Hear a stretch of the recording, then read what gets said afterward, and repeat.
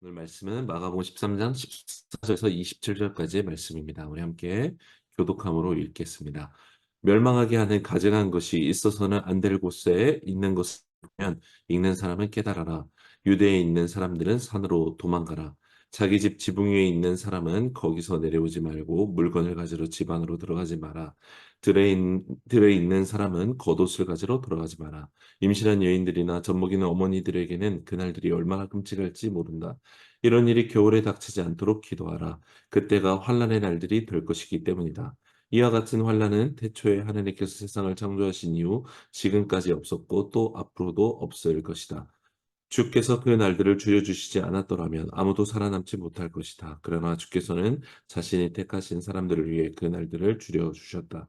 그때 누가 너에게 보라, 여기 그리스도가 있다. 보라, 그리스도가 저기 있다라고 해도 믿지 말라.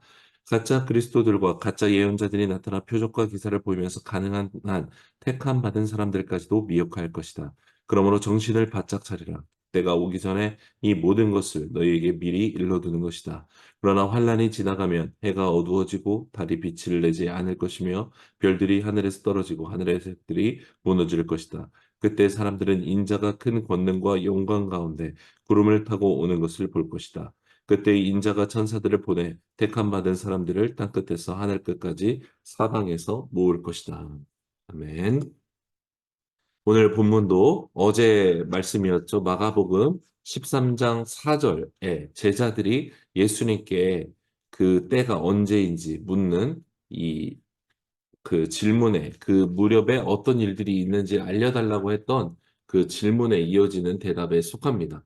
오늘 큐티 생명의 삶 제목을 보면 대환란난 후에 있을 인자의 영광스러운 재림이라고 되어 있죠. 우리는 이 오늘 본문을 읽다 보면 예수님께서 세상 끝날에 종말에 있을 어떤 큰 환란과 재림하시는 것에 대해서 말씀하시는 거구나라고 처음에 읽으면 생각하게 됩니다.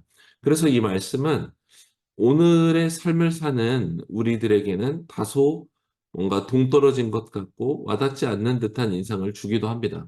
그렇다면 예수님이 주신 이 말씀들, 그 말을 직접 들었던 사람들, 또 이 말을 후대에 기록한 마가가 쓴 이 글을 읽었던 독자들, 그들은 어떻게 느꼈을까요? 우리와 달랐을까요? 여러분, 제자들의 반응을 보면 예수님께서 순환 예고를 여러 차례, 세 차례 넘게 계속해서 직접적으로 말씀하시는데도 전혀 이해하지 못했던 것을 보면 아마도 당시 사람들은 또 마가복음의 1차 독자들조차도 무슨 말씀이신지 전혀 어쩌면 다 알아들을 수 없었을 것입니다. 오늘 본문 말씀도 그 어제 본문과 이어지는 질문의 그 연속선상에 있다라는 것을 우리가 기억하면 예수님께서 말씀하시는 이 말씀들이 무엇인지 우리는 조금 더 이해할 수 있게 됩니다. 예수님이 주시는 답은 같습니다. 제자들에게 나의 길을 따라 뒤를 따라 오라는 것입니다. 그 길은 나를 부인해야만 하고 내 십자가를 져야만 하는 고난과 핍박이 수반될 것인데 그 고난을 지나 영광에 다다르는 길이라는 것을 가르쳐 주고 계십니다. 오늘 본문은 바로 이 길에서 만나게 될 큰 환란의 징조에 대해서 말씀하시는 것입니다. 그리고 무엇보다 중요한 것은 환란 그 자체가 아니라 이 환란의 때를 믿음으로 견뎌 영광의 그 날을 맞으라라고 가르쳐 주기를 원하신다는 것이죠. 우리 14절 말씀을 다시 한번 읽도록 하겠습니다. 멸망하게 하는 가증한 것이 있어서는 안 될 곳에 서 있는 것을 보면 읽는 사람은 깨달으라. 유대에 있는 사람들은 산으로 도망가라라고 말합니다. 큰 환란이 있을 징조가 있는데 그걸 뭐라고 말씀하시죠? 멸망하게 하는 가증한 것이 있어서는 안 될 곳에 서 있는 것을 보면 그때가 바로 환란이 임할 때다라고 말씀해 주세요. 여러분, 이 말씀은 다니엘서 11장 31절 말씀을 예수님께서 그대로 그 히브리어 표현을 그대로 인용하고 계시는 말씀입니다. 그리고 다니엘서 11장 31절 말씀에도 나와 있고 어제 본문에도 이어서 말씀하시는 바 멸망하게 하는 가장한 것이 있어서는 안 될 곳에 서 있게 된다는 말은 무엇입니까? 성전에 예루살렘의 이 성전에 가증한 것, 어떤 이 하나님이 말씀하시고 정하신 율법을 어기고 더럽히고 말도 안 되게 하는 가증한 것이 그 성전 가운데 서게 되면 그때가 바로 환란의 때다라고 알려주신 거예요. 여러분, 그때가 되면 유대에 있는 사람들은 예수님께서 산으로 도망가라고 말씀하셨어요. 산으로 도망가는데 얼마나 급박하게 도망가야 될 정도의 환란이냐면 15, 16절을 보면 17절까지 보면 물건을 챙기러 집에 들어가지도 말고 일하다가 겉옷 챙기러 돌아가지도 말고 광장산으로 도망가라고 말해요. 여러분, 환란의 핍박이 얼마나 급박하고 강력한지를 알려주시는 거죠. 실제로 이스라엘 역사를 보면 성전이 더럽혀질 때 그때 도망가라는 이 말씀은 다른 나라가 이스라엘을 침략해서 생존하기 위해서, 살아남기 위해서 피난민이 되어서 도망가야 됐던 거, 이 예언의 말씀이라는 것을 알 수 있어요. 그러면 우리의 관심이 가는 다음 질문은 무엇입니까? 도대체 이 환란이 어떤 때, 어떤 사건을 가리키냐는 것입니다.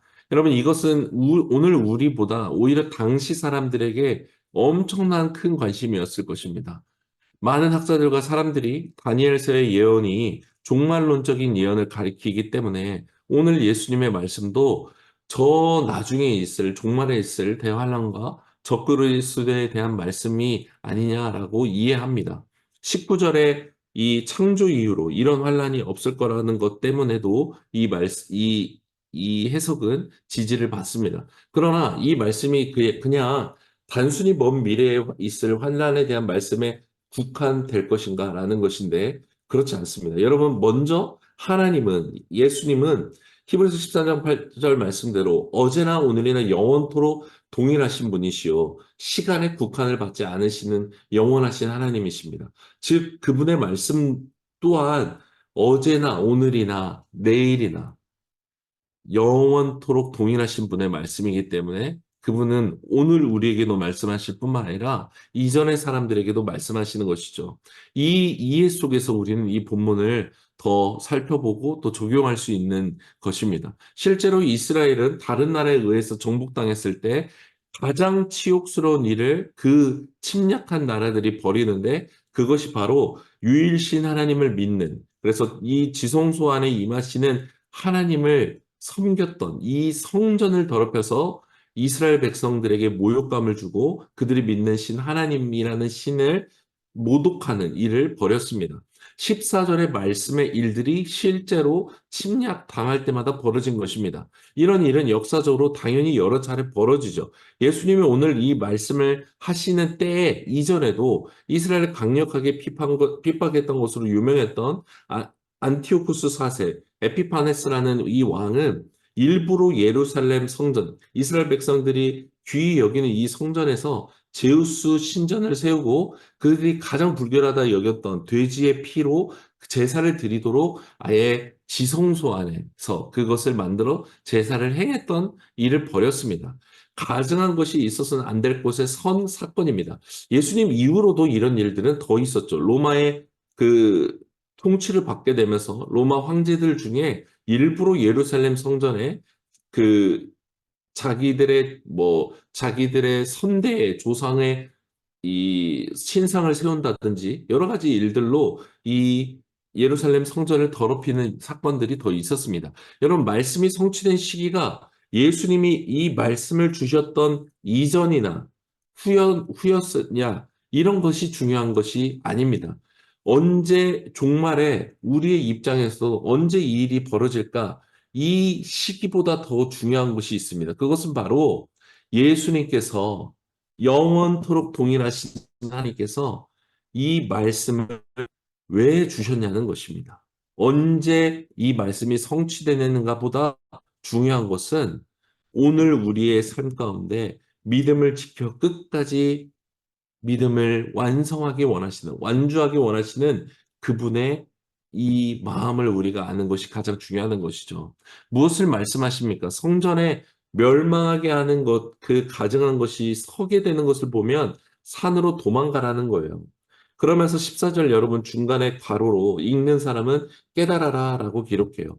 아마도 마가는 당시 독자들, 예수님 이후에 독자들이 당했던 핍박 가운데 이 핍박의 때가, 환란의 때가 곧 올 것이기 때문에 더 적나라하게 표현하지 못하고 읽는 사람은 깨달아라 라고 말했던 것 같아요. 예를 들면 요한계시록이 네로 황제라고 보여지는 이 황제의 핍박을 피해 여러 가지 상징과 숫자로 기록한 것과 비슷한 의미인 것이죠.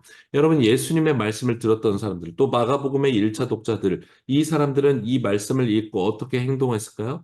성전을 항상 바라봤을 거예요.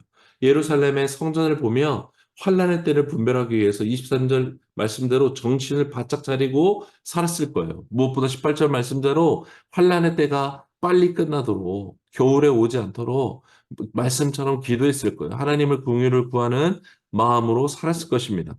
그리고 실제로 기원 후 40년에 로마 황제 갈리귤라는 자기 조상을 기른 우상을 예루살렘 성전에 세우라고 명령합니다. 성전에 가증한 것이 세워지는 것이죠.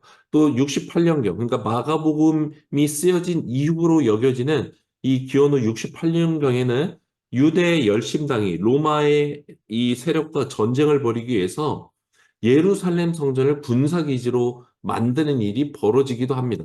문자 그대로 하나님의 성전이 더럽혀지는 가증한 것이 서는 이 일들이 목격되는 사건이 벌어집니다.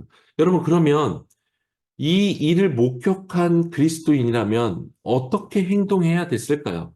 바로 생각하자면 신앙을 지키기 위해 목숨을 걸고서라도 이 사람들의 어떤 일들을 반대하고 성전을 지키는데 목숨을 걸어야 되지 않았을까요? 그런데 예수님은 뭐라고 말씀하십니까? 14절 마지막에 산으로 도망가라라고 말해요. 성전 자체를 지키는 것에 네 목숨을 걸어라 라고 말씀하신 적이 없어요. 믿음을 지키라 말씀하셨지, 여러분, 성전, 건물을 지키라고 말씀하신 게 아니에요.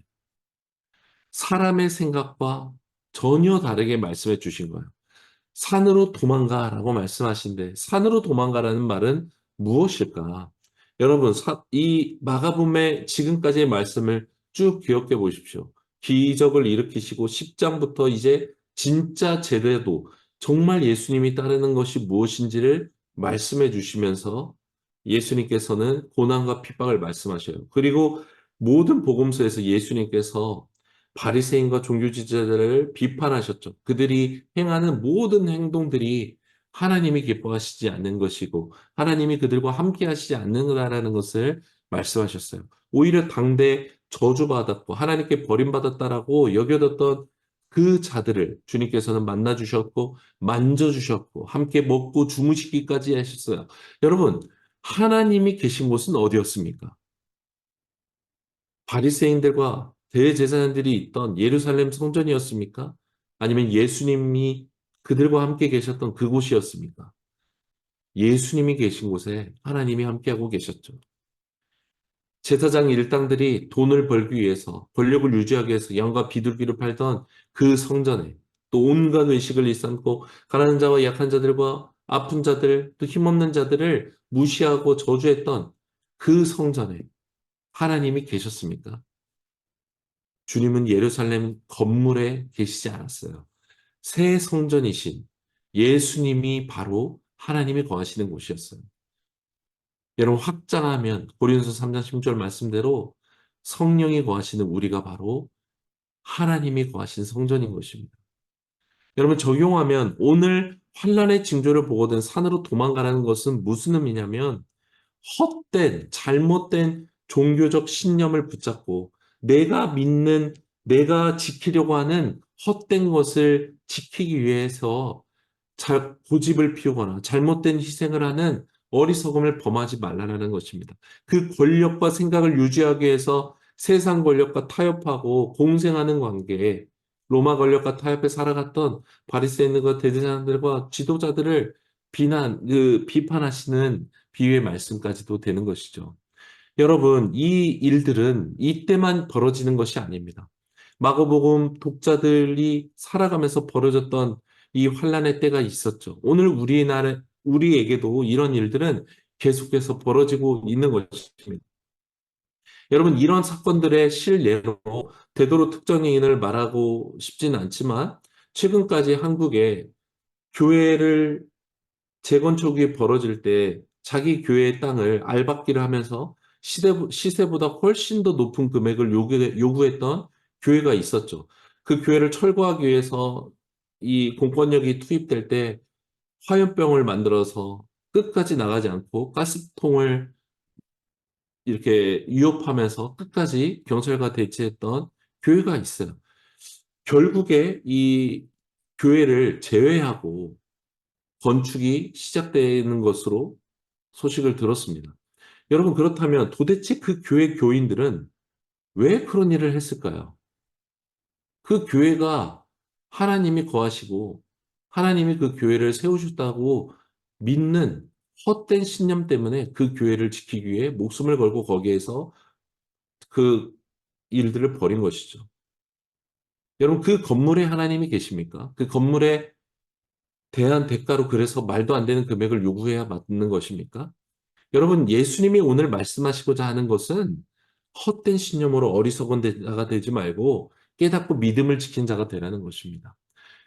여러분, 성경에 나오는 예가 오히려 우리에게 더 명확하게 말씀해 주세요. 예레미야 선지자가 있죠. 유다의 멸망을 예언한 선지자입니다. 예루살렘 성전이 무너질 것이다라고 말했던 선지자입니다. 그래서 너무나 곤혹스러운 인생을 살았죠. 당연합니다. 자기 나라가 멸망할 거라고 말하는 예언자가 좋은 대우를 받을 수가 없죠.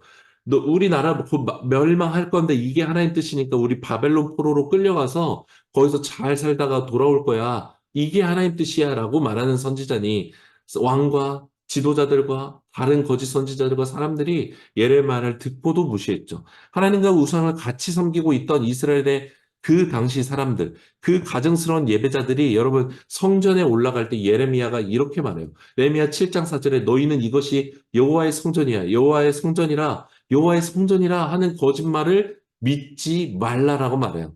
건물로서 성전이 하나님이 거하시는 성전이 아니다라고 말씀하는 거예요.